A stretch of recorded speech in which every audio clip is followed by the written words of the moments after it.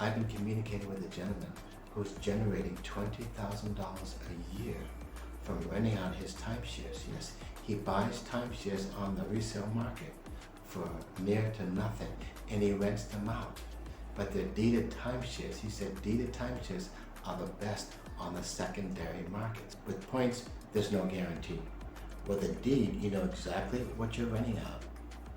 The renters know exactly what they're getting, where it is, size of the unit, what the furnitures look like, what the properties look like. With points, you can't guarantee that you're going to get what they want to rent out.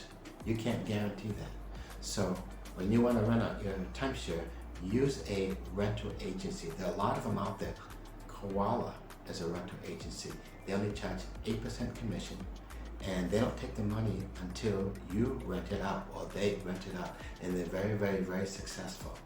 Please, whatever you do, do not trade your deeded timeshare for points.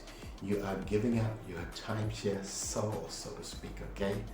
Do not do it. It is not a good investment in what you've already invested in.